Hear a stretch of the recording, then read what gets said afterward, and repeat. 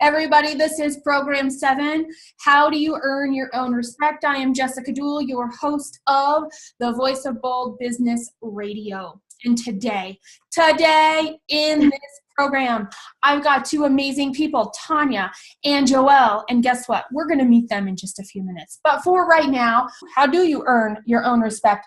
We run, we act, we respond. Sometimes we're moving so fast, we don't even check in with ourselves.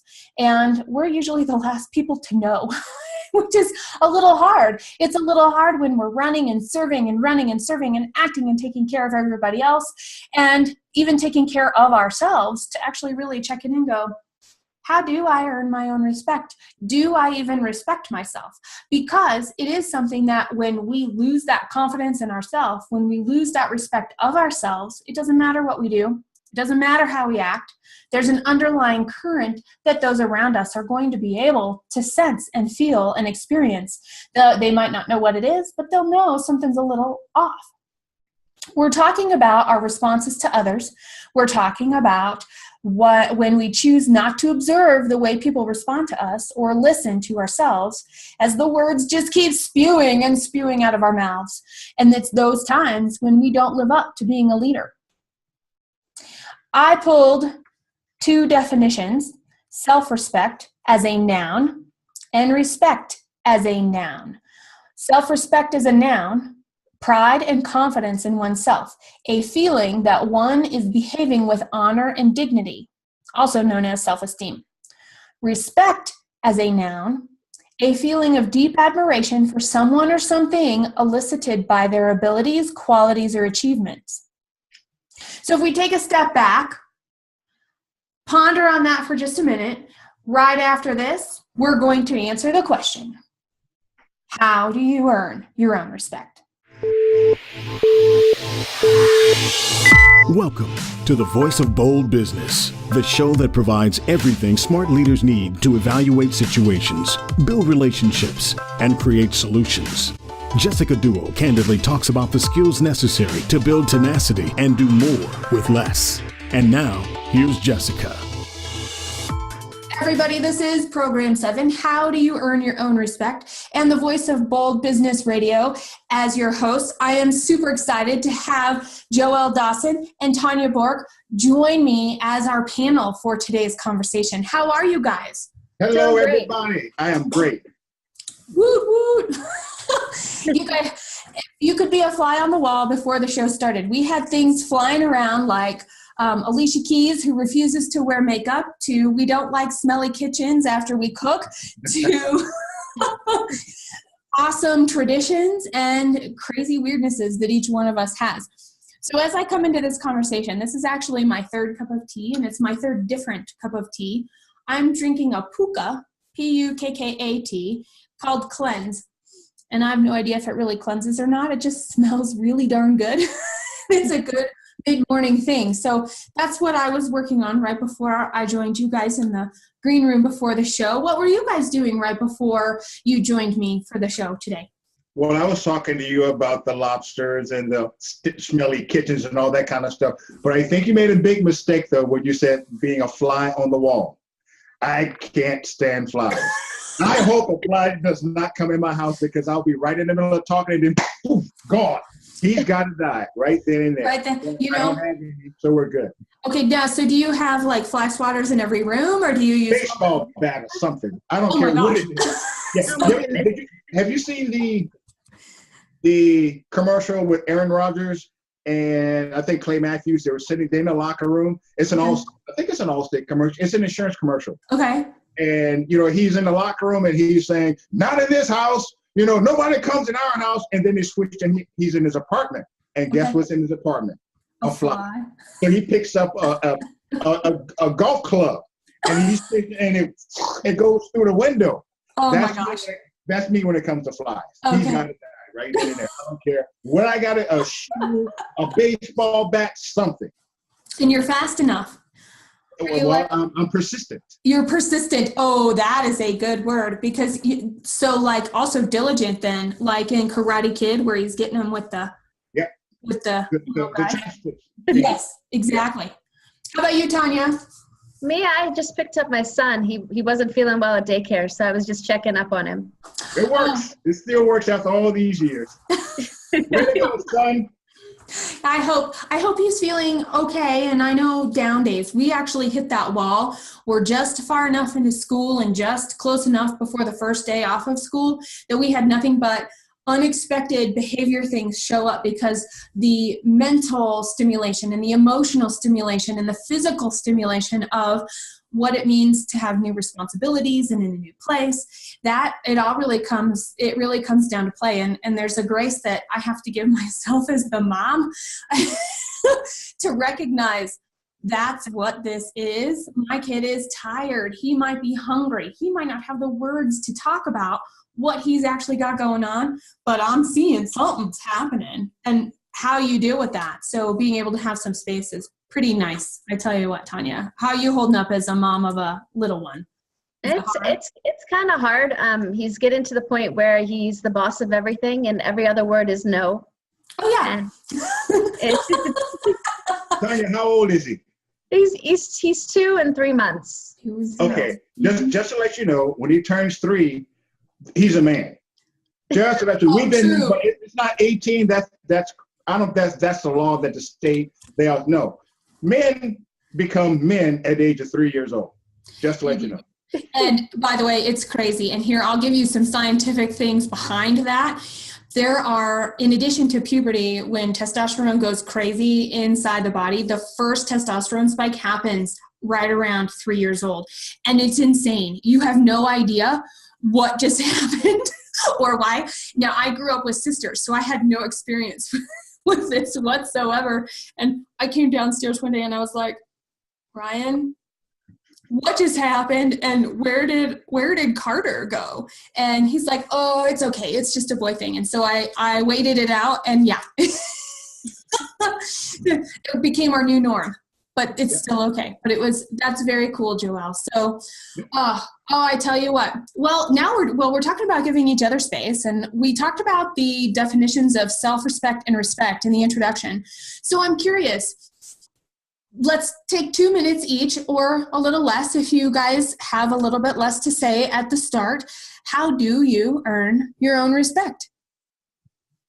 Well, I'm the type of guy that likes to let ladies go first, so Okay. Tanya, give it a whirl. All right. I think for me, it's when your values and the work that you're doing and everything that you're projecting reflects those values.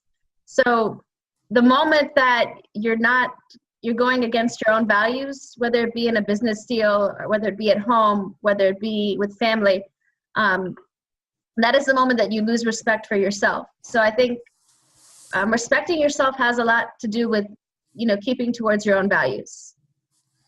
Okay. Yes. You could have taken the words right out of my mouth, almost verbatim. Birds of a feather, right? Birds of a feather. All right, Joelle, how about you? Wow. I've always been a pretty confident guy, but certain things can happen in life to where you can really get the rug just yanked right from under you. And that happened to me a couple of years ago. I was in a speech competition. I was on the road to the 2014 World Championship of Public Speaking.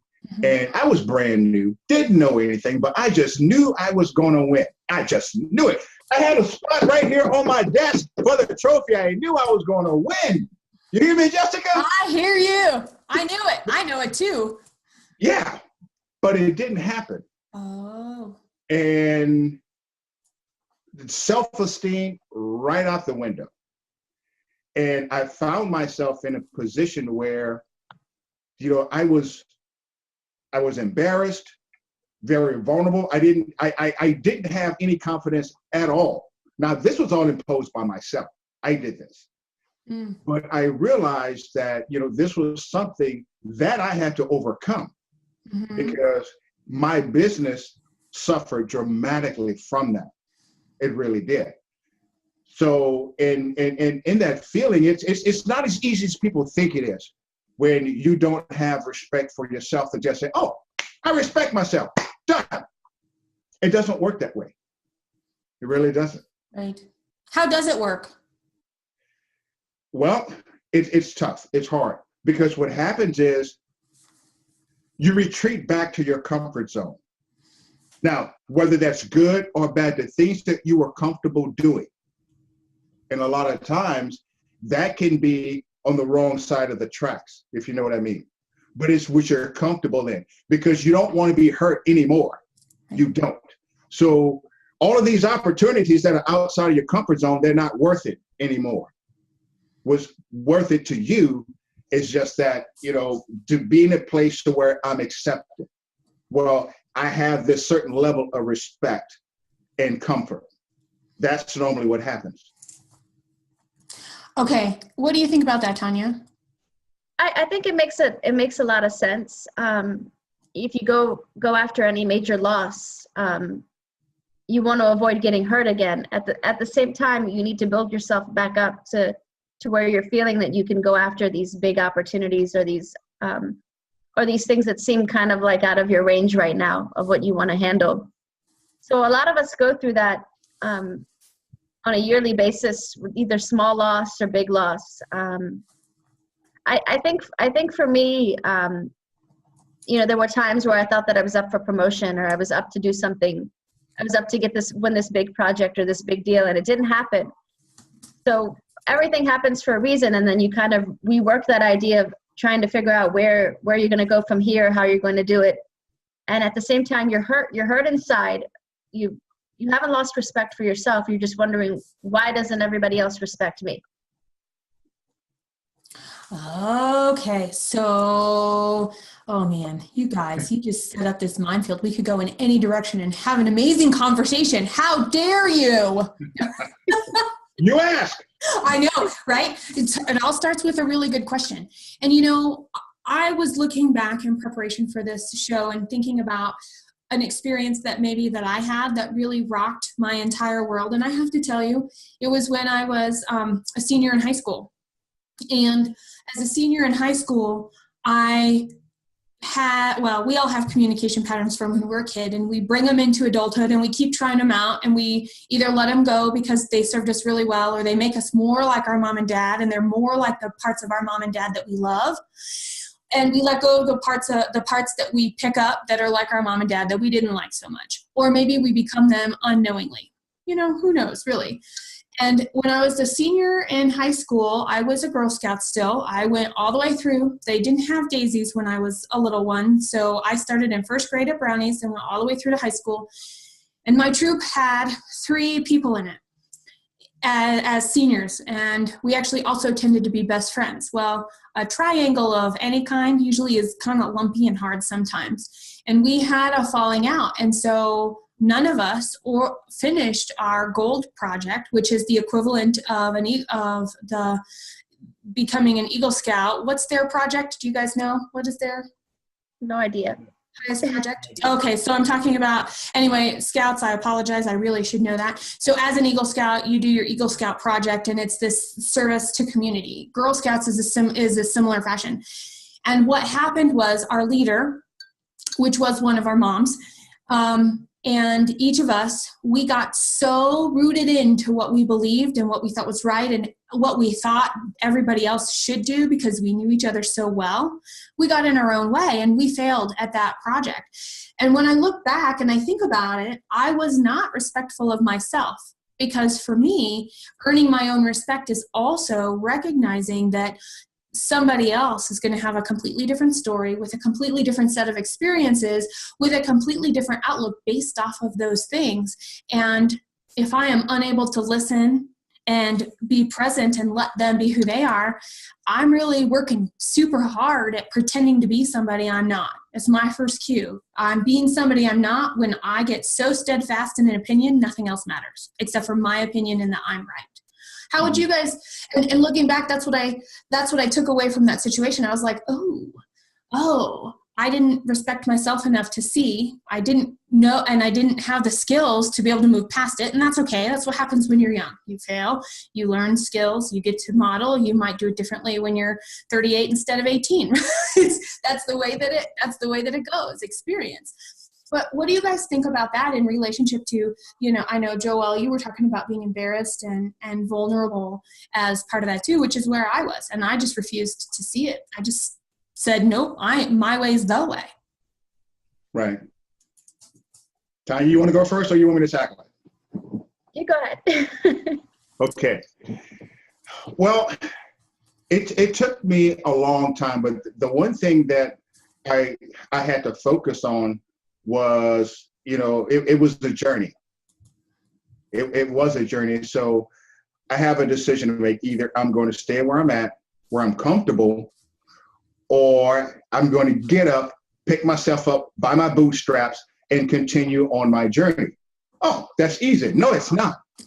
It's not easy at all. If you look at your case, what you were talking about, Jessica, these were your friends, but it's not as easy to open up that dialogue to discuss those things again if you know you're right. Whether you know you're right or not is what's in here, and you don't want to get hurt. You don't want to be wrong. Right. Right. It affects your identity a little bit. And I think that's where, when we become so rigid, we're protecting something, but do we even know what we're protecting? Right. So. Yeah. Ooh, this is real. We got deep here, didn't we? I know, right? Well, okay, so we were talking about, Tanya, you mentioned loss. And when you said that is what made that Girl Scout memory come back to me as a senior in high school. And to me, loss was, I missed out because I didn't have the skills, and I missed out because I was unwilling to see others. So when you mentioned loss and you were talking about your words and your actions reflecting your values or not, how do all those fit together? And do you see them associated with skills and a willingness to be aware? So the one thing that a lot of people are not aware of, and I sometimes make this mistake, I often make this mistake, is I go after things that aren't very good for me. Whether it be a client or a project, or for some people it's a relationship. Mm-hmm. It's a habit. We go after things that aren't necessarily good for us. They look like they're going to be good, but when we never really dig deep into them to check if they align with our values, if in the long term or short term, what the goals are. So with a loss, if you think about, like for me, for instance, promotion, had I taken a promotion, I would have never opened up on my own.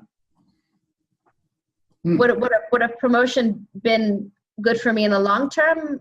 I don't know. I don't think so, because it would have been another 5 years stuck in the same role, versus, going out on your own, you have all the opportunity to grow. So sometimes we get trapped into these ideals or these situations where we think that the goals that we're going after are the right goals for us. And that's when we really have to take a step back. And this is how you earn your own respect. You figure out, well, what is it that I deserve? What is it that I need to do to get there? And a lot of times we're just not thinking about it. We're just going at 160 miles per hour and we're just racing at it. And then all of a sudden we hit a wall and we crash the car. And we're just not, and then we're sitting there and we're either, frustrated that we didn't, that we crashed the car, and we don't understand as to why. We never took a few moments to look back and say, this goal wasn't for me. This opportunity wasn't for me. And I need to find something that's a better fit. Okay, and I want to take that and I want to dive right into comfortable. We call them comfortable chairs in our house, Joelle, and you've mentioned it a few times in terms of this is what we learned and these are the behaviors that we have that we know we're accepted in our tribe, and usually that's our closest family unit. Maybe it extends out to our closest friends and external, like our parents and our siblings as we're grown and doing different things. But I want to talk a little bit more about that in terms of comfortable.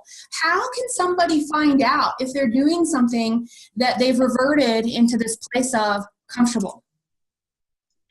If you're in a situation to where you're outside of your, everybody knows the difference. Everybody knows the difference. Perfect example, here we go again, public speaking. Mm-hmm. Okay. According to, most statistics that you're going to see, glossophobia is the fear of public speaking, and 97% of the people don't like to do it. They really don't.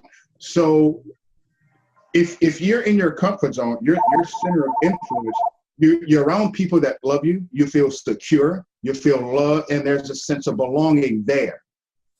So anytime you step outside of your comfort zone or things don't go your way, and as I said, going back to your example, when things just fall apart, so to speak, you revert back to that comfortable chair, that comfy chair. Mm-hmm. Because you know what? You're loved here. Don't worry about that. You know what? Maybe that opportunity wasn't for you. We'll justify why we didn't achieve this. And it doesn't matter what is right or wrong. It makes sense to us mentally. And as long as we can justify it, then we're okay sitting in that comfy chair. That's just how we are as human beings. I'm a big believer in Maslow's law, okay, his hierarchy of needs. Mm-hmm. There's 5, but 4 are considered needs. Your physiological needs, which is, food, shelter, water, tea for you. And then you have, your security is a need, love and belonging is a need, self-actualization is a need. All of those things are needs. Your circle of influence right now is where you get all of those needs met. Mm-hmm. When things happen on the outside of that circle of influence, the first thing that happens is you draw back to that comfy chair. Mm-hmm. Because remember, it's a need, it's a human basic need. Just like the need to be right in your case. Right, exactly. Yeah, exactly. And so let's take that need to be seen in that comfortable chair, and we justify it ourselves, but so does our tribe. Our tribe is the first group of people that will make us feel better for who we are, even though we went out on a limb or we did something different or something really unexpected happened. Mm-hmm. But what if we were being called to do something different? What if we knew we were being called to do more? We were called to make this change. And then all of these things happen and we're feeling we want to revert back to comfortable. We want to recognize that we have a loss and we may do something, whether that be, food, relationship, otherwise, that act out in some way, if you will, about that loss, about that change. So how have you guys ever had an experience where you've been called to do something more and you had to go against what you thought was true for you because there was something more waiting, and then you also had to face the tribe, you had to face the people who look at you and see who you were, not necessarily who you're becoming? Yes, big time. Being an entrepreneur. Yeah, okay. Being an entrepreneur, because I grew up in a family where everyone were employees, and to want to be an entrepreneur, that was totally different. Oh, no, you can't fail. No, don't do that. What you need to do, Joelle, is you need to go get a job. That's what you need to do. Mm-hmm. Because that circle of influence, that tribe, gives me the love that I want, gives me the security that I want. I took that as good advice. The pivotal point was to realize is I really wasn't looking for advice. What I was looking for was acceptance and love. Because think about it. A lot of people do this, and this is what stops a lot of people from going into business on their own. They tell their people, they start in their tribe, the people that love them, their mom, their dad, their spouse, their siblings. I'm thinking about going into business for myself. And what happens? And they just wait. And it's like, well, no, I don't think you ought to do this. I don't think you ought to do that. Mm-hmm. And what happens? You don't do it. You see, all of your needs are met here in this tribe, but that opportunity is out here. Right. So you're in the middle. Right. So what you want to do subconsciously is you want them to accept your idea. And when they don't, you revert back to that tribe, because as I said before, it's a human need. It is. Well, you got through. You became an entrepreneur. I sure did. And I'll tell you that later. Okay, so we're going to come back to, I was like, you can't leave us hanging like that. You said something different, but I heard you distinctly tell. Right. Right? And so, yes, good. We'll come back to that. And I love that because it's true.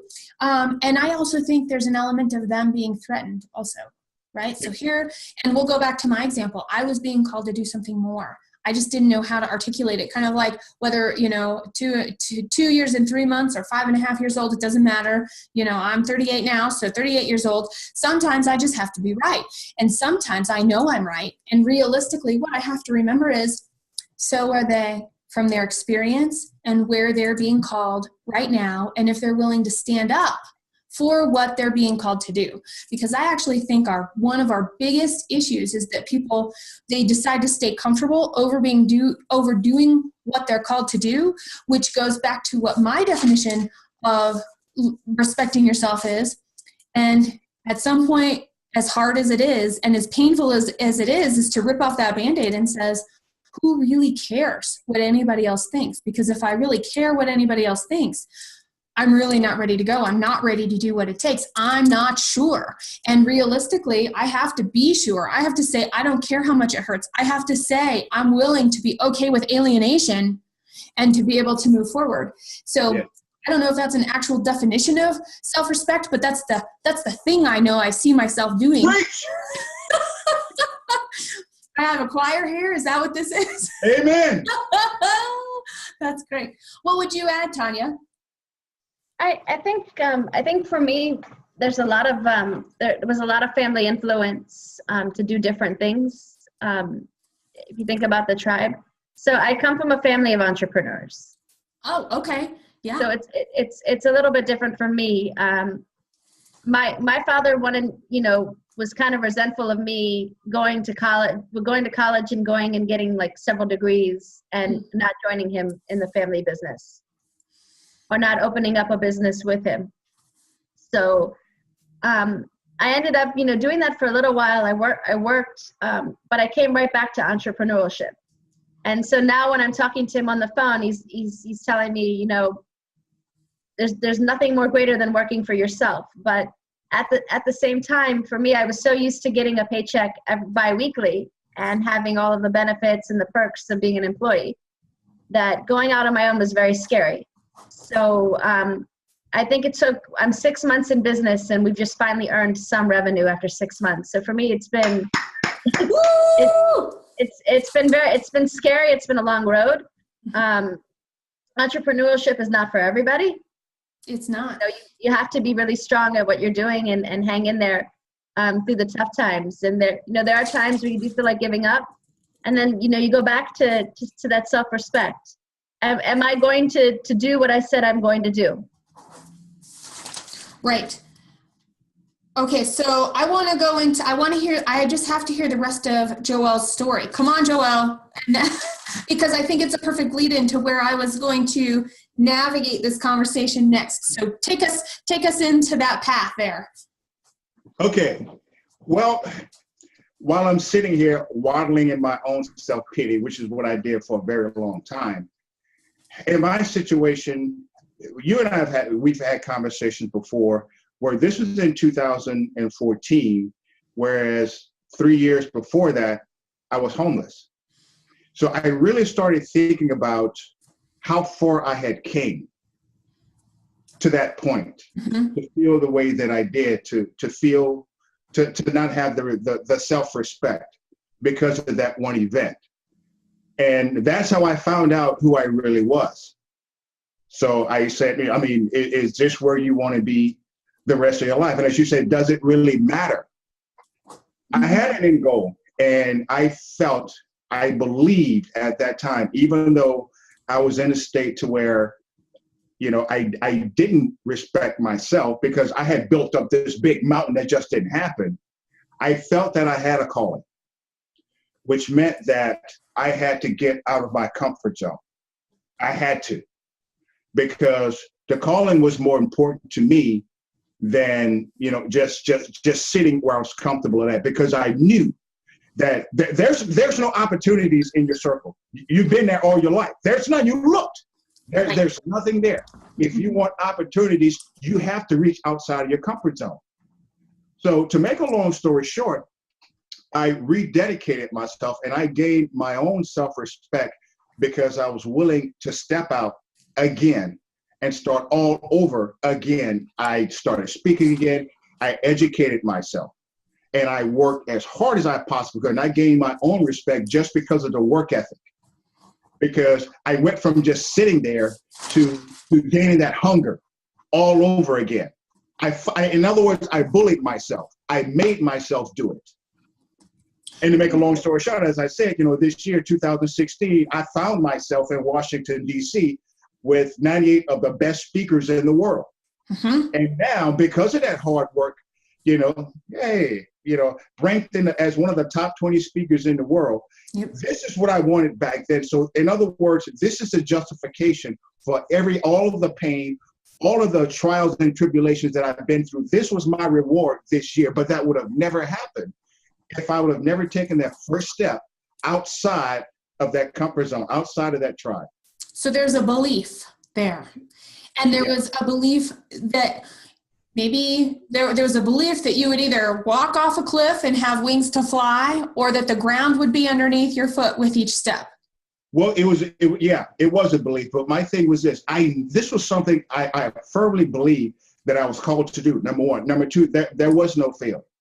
I just had to get good at it. I had to put in the work. I stopped looking at what could go wrong, and I started focusing on what's going to go right. Nice. I like that. I like that a lot. And, you mentioned work ethic, and we're going to come back to that because I think that that's a really important piece. Well, let's talk about the work. All the work that we do, whether we're going to stay in our comfort zone or not, which, by the way, I think if you're listening to Program 7 of the Voice of Bold Business Radio, you're taking away loud and clear that it's only in the place of uncomfortableness and possibly even pain that the stretch and the opportunity to change and grow and become what we're really supposed to be is what gives us our self-respect when we're looking at ourselves in the mirror. That's when we know we have respect for ourselves. So do the work, put in the work, take that first step. And I want to hear from both of you guys, how do you set a goal? What goes into the concept of a goal? And then after that, we'll talk about a SMART goal. How do you make a goal for yourself? What are the steps that you guys take? Tanya, you want to go first? Sure. So for me, I look at the program. I break it down into 3: program, project, task, goal. That's 4 rather. And they kind of go into that order. I guess it's a different thought process, but overall, the program is what I would call life. The project, there's different projects throughout life or throughout work. There's a task associated with that, and then there's a goal associated with that task. Mm-hmm. So I always try to look at the big picture and take a look. Does that goal meet the criteria for the program? Okay. And then does it meet the criteria for the project? And then does it align to the task? And so that's kind of how I look at things. Okay. Okay. How about you, Joel? Well, I'm a very goal-driven person. I like setting goals. And I always begin with the ending in mind. What is the end goal? And before I set a goal, I look at that goal and I say, is this, first of all, something that I'm willing to accomplish, something that I really want to accomplish? Because as with any goal, there's a lot of work that you're going to have to do. Mm-hmm. There's a lot of work that you're going to have to do. So whatever that goal is, I said, okay, I want to be this in a year, 2 years, or whatever. Okay, what do I have to do in order to get that? What do I have? What's the process? And I look at that process. I say, okay, is this something that I'm willing to do? Mm-hmm. If I'm willing to do it, then what is it that I have to do on a day-to-day basis? Mm-hmm. Okay, so I break it down into little bite-sized pieces. Mm-hmm. And that way it's a lot easier to accomplish. I know a lot of people say, I'm going to do this, woo, and then it never happens. Whatever your goal is, you have to make me. Okay, mm-hmm. I think it's best that you have to do something every single day to achieve that goal. It can't be just a bunch of work this month on one day, a bunch of work. No. You have to keep that in front of you. Mm-hmm. And the way you keep it in front of you is you schedule something every day that gets you that much closer to that goal. And if you do that, if you have it calculated out, then that goal is predictable. Mm-hmm. Predictable meaning if I schedule this out and I do this today, this the next day, this the next day, your checkpoint, whether it be at the end of the week, at the end of the month, you're right. You're going to see that you're right on schedule. I've always mm-hmm. been the type of person where I would do 2 days work because I always like being ahead of schedule. But if at the end of your week, mm-hmm. you're not on target, or at the end of your month, you're not on target, you have adjustments to make, either in the, the tactical part of it or the mental part of it, which means you haven't really bought into that idea yet. That goal is not worth it to you. Mm-hmm. But if it is, then it won't be a problem. Okay, so, right. Okay, Tanya, what about you? Kind of thinking along the same lines. We have to set goals that are achievable and that you can measure them. And you have to be able, there's something I learned in business school, which I can't remember the acronym exactly, but, SMART goals are measurable, they're achievable. We can say that we're going to go to the moon, but we need to say how we're going to get to the moon. Yep. Yeah, I don't remember what the S stands for, but T is time, A is achievable, R is something else. Right, exactly, the SMART goals. What'd you say? Realistic? Yeah, and what's the T? Time sensitive. There you go. Okay, so we've got the SMART goals. Well, I'm listening to you guys, and I hear Tanya's scenario and how she approaches things as I've got this structure and I put it in and I check I turn the knob and all these things fall into place, and then I know what I'm supposed to do. I know I'm simplifying this, but hang with me because there's a point to where I'm going with this. And then Joelle, you're like, I have this plan and I'm going to follow this plan, and it's going to make sure it's going to be on my calendar and it's on my face, and it might be because it's attached to my mirror and it's in my calendar, and I'm emailing myself and I have these task lists every day.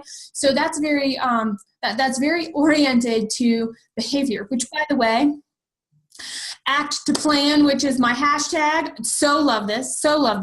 I take a little bit of a different approach, which is why I wanted to articulate the differences in those two, because now we're going to add a third flavor to the approach of goals. I decide I'm going to do something and then I'm like, oh, that's a great idea. So I take that great idea and I'm like, I literally work backwards. What do I have to do that? Oh, I don't know if I have the skills to do that. Do I know anybody? Maybe I know somebody that have the skills to do that. But does it really matter, because I'm still going to get this thing done because I want it so much? Yeah. So I build a picture, and I've got the picture of what this thing looks like. And as long as I know that every single day, every single week, every single month, I don't use a task list anymore, and I have a fairly full calendar. But what I decided was, when I sit down to make my priorities, I only have a few goals I'm working on at a time. And if the things are important but not in alignment with my goals, they go on a separate list, because they'll be called on at some point in the future. Maybe they're going to become relevant to the goal that I'm working on. But maybe they're part of a different goal that if I have too many goals, I can't achieve anything, right? If you're spread too thin, nothing's going to move forward. So I really am selective about what fits into that vision. And then I figure out the tasks and the process and the milestones along the way. And each of the ways that now I'm going to switch a little bit, because whether you approach it like Tanya or Joelle or myself, there are built-in feedback points. That we use, which is where the actor plan comes in for every approach, and you guys may have something different. You may do this slightly differently. In the end, though, it's about collecting some information. It's about seeing a result and evaluating that result to, am I getting to my goal or not? Am I approaching my vision or not? Am I achieving my daily, weekly, and monthly milestones or not? And that feedback, I think, is really whatever way you approach. And I mean, heck, Google, how do you set a goal? And you're only going to get a Google of answers. So that's pretty good. Thank you. Thank you. And so whichever approach, though, the feedback loop, the evaluation, the course correction, making sure that it feels, making sure that it seems, making sure that the actions still are right and you're still being called forward, because at which point in time you're not called forward anymore, it's not going to happen. Right. I totally agree. And one thing I do want to say is, if I decide to set a goal to get something accomplished, I normally do just one at a time. Yeah. I'm not a type of person that, as you said, being spread out too far, that's no good for anybody or anything. Right. So I'm normally very, very focused. I have the blinders on. If I'm focusing on this one goal, as I said a couple of years ago, that was my big focus. Of course, I did other things, but this is a goal. This is something that I will accomplish because I've made a decision and a commitment to myself. And to go back to what you were saying about the respect, and I respected myself so much when I made that decision that I was going to get up, number one. Number two, when I actually started doing the work and the progress and started seeing the results. That's when my self-respect went through the roof. I love that. And and my self-respect is the most when I am doing the work, when I am getting my hands dirty, and when I've got the awareness to understand where all the other moving parts that tend to be part of my visions, because I could have individual goals, but they're not nearly as fun as teams. So everything that I do has other people, which means there's an added level of complexity, which, by the way, can scale easily into an organization of, if everybody's willing to do the work and we're spread too thin and the company has 10 initiatives in a year, well, that means departments are going to have 3 or 4 on top of that. Now you're at 14 if you count all 4. And then you've got your individual development goals of the people you're developing and you're mentoring, and they may have 1 or 2 goals. Who can keep track of 20 goals when you're on the front lines getting your hands dirty every single day? Nobody, which is why the larger the company, usually there's one annual or 2 or 3 year vision project goal that is put into place. And then all of the things that happen around it become mini goals, if you will, for each department, for each team.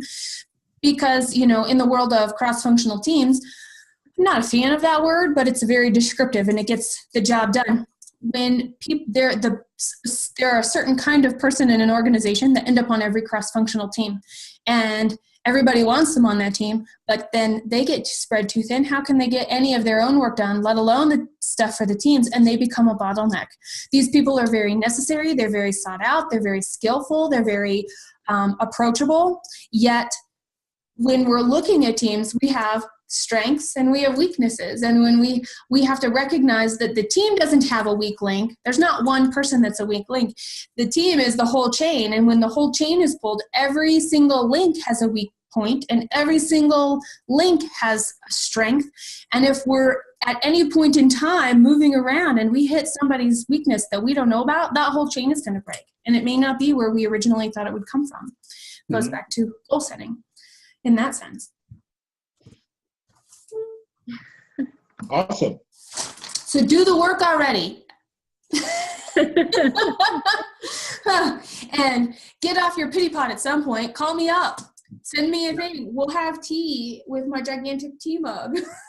Because that's an important piece of this too, is who can you talk to?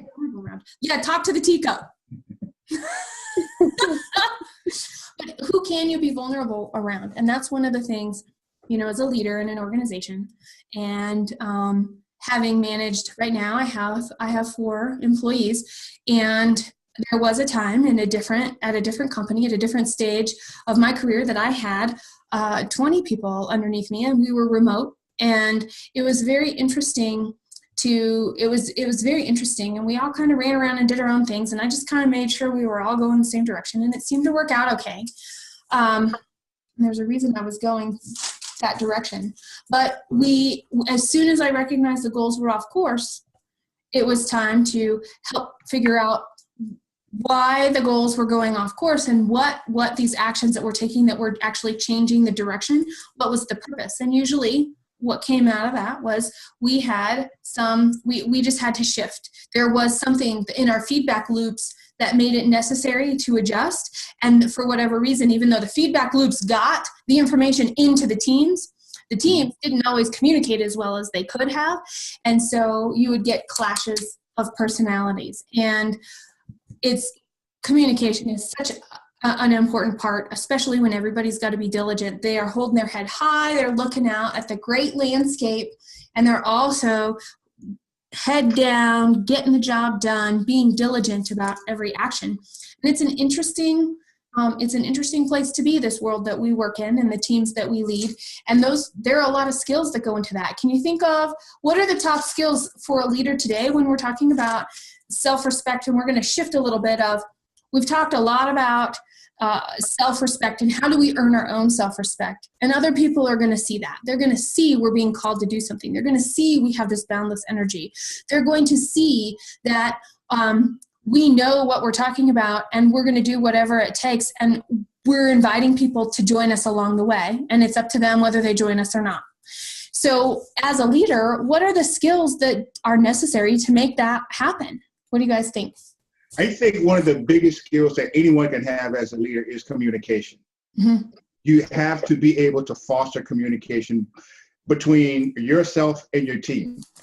And this is one thing that I've always said, understanding how people are, there's going to be conflicts. Everything is, when I was a leader, everything is my fault. Everything is, even if I had nothing to do with it. Cheers to that. That's right. Because you understand that if two people, have this some type of confrontation, the majority of that confrontation or the energy that's wasted is to say, okay, here my side of the story is his fault. Here my side of the story is her fault. If there's anything that I can do to put the blame on me, I know that at that point they can move forward. Mm-hmm. In your case, and I want to go back to when you were in high school. Yeah. Okay. It's Girl her Scouts. fault. Yeah. It's your fault.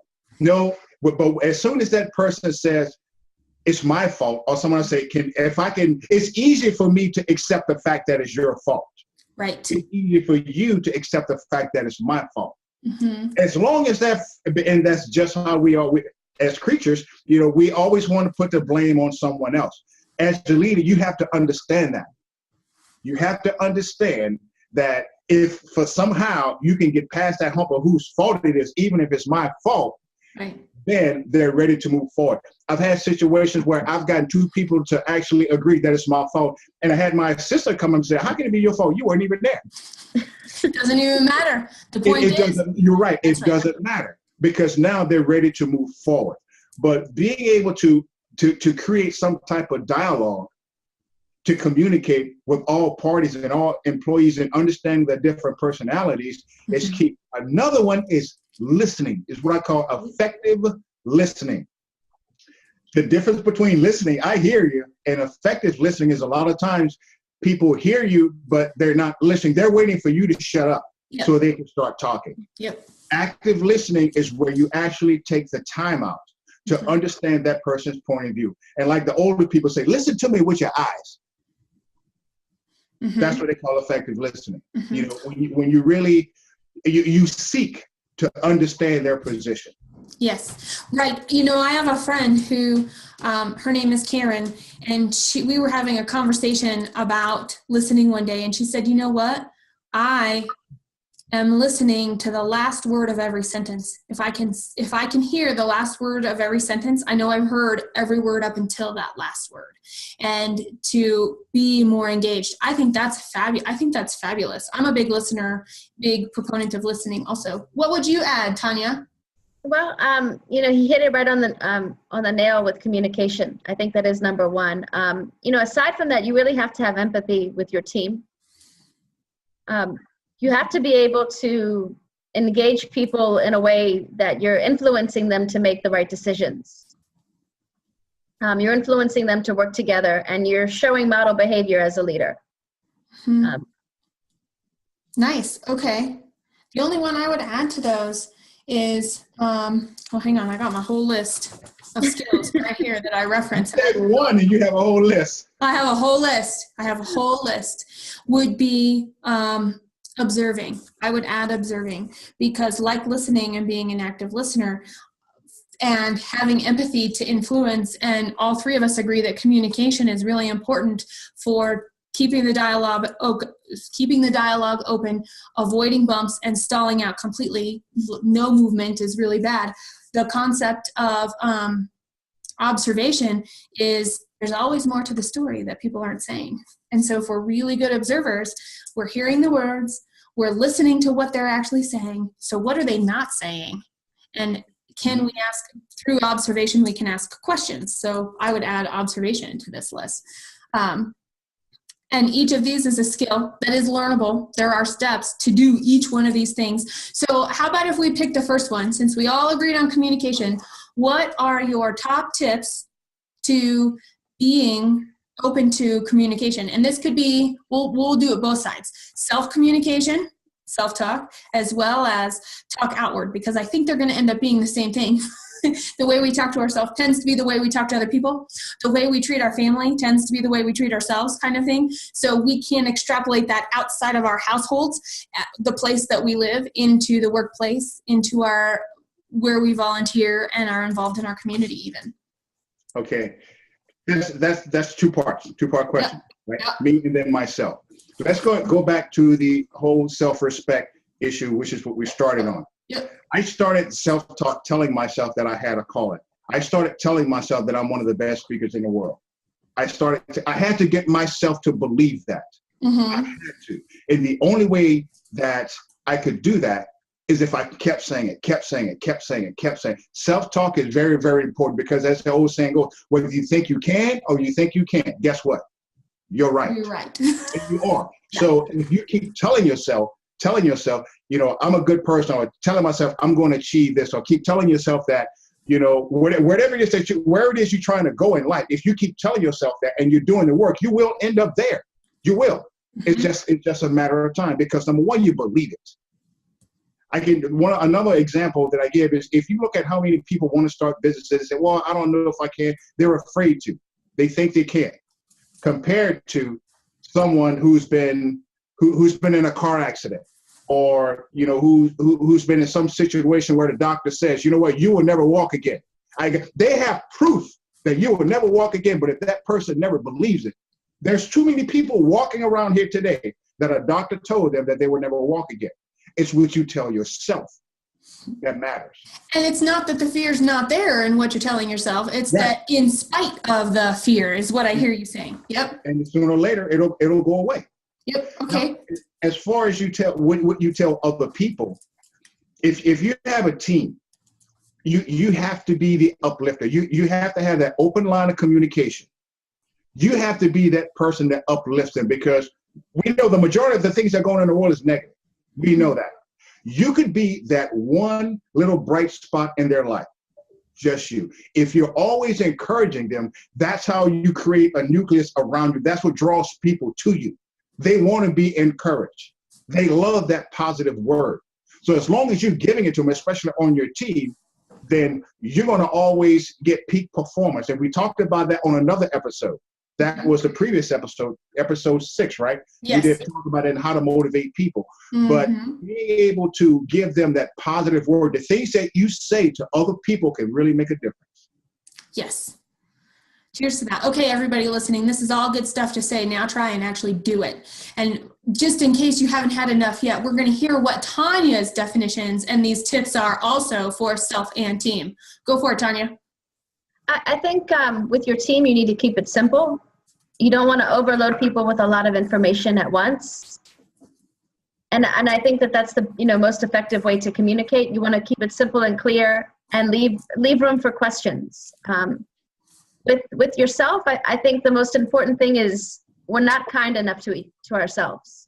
We're very rough on ourselves, and when something goes wrong or something isn't going to plan, we tell ourselves that we're not good enough, that that we need to do better. But I think just being a little bit kinder to ourselves each day can have that outlook come out onto others. Oh, that touches my heart. I'm going to pretend you were talking just to me right then. She was. Yes, that's exactly. It was just for you. Just for me. And everybody who's listening, this is just for you too. We carry around a lot of burden that we don't need to. And it's learning how to shift that around through our self-talk and through our ability to encourage ourselves as well as others. Because when we're not a squasher, when we squash people down, people try and drag us down. When we lift people up, people want to lift us up too. And so it is an amazing chain reaction that way. And when both of you guys were talking, it's just so funny. I happen to have another book close by. I love books. You would see them all over my office. There's this book. We were talking about, overall, it comes down to simplicity. Can we do it? Can we buy in? And are we willing to do what it takes? And the more complicated it is, the less likely the more complicated it is. That's kind of like our self-talk for, Are you really sure? Are you really, really sure? I'm going to give you one more chance to say no. I'm going to really give you another chance to say no. Oh, I know you just said yes again, but here's a third chance to say no. We talk ourselves out of things. And one of the things, this book, Simple, Conquering the Crisis of Complexity, by Alan Siegel and Irene Exkorn, Etzkorn, another word that I wish I had phonetical spelling of, is people mistakenly believe that the more information equals greater clarity. And when we were talking about goal setting, and when we were talking about our definitions of respect, and when we were talking about now how we define communication, it all came down to the same things. There weren't 500 million things that we could have to get clarity. Less is more. Cheers. Good book to add to this conversation. And guys, our time has come to a close, and I'm kind of sad because I know I could talk about this all day with you guys, and you are on a roll and have so much more to say. Everybody who is listening and watching, this is Program 7 of the Voice of Bold Business Radio, and you can go to the website, thevoiceofboldbusiness.com, and search Program 7 or our title, How Do You Earn Your Own Respect, to find this episode and find other ways to subscribe to listen to our past episodes. By the way, Program 6 is awesome, as Dewell mentioned, and as are all of the other ones. They are worth the listen, and we want you to be in touch and stay on top of when our new episodes come out, so subscribe. And until next time, we want to know, how do you earn your own respect? Subscribe at thevoiceofboldbusiness.com and get more information, program notes, and past episodes. Bold leaders approach each situation and focus on action to achieve a higher level of leadership. Jessica Dewell, your business advocate, is the host of the Voice of Bold Business Radio. Thank you for joining us.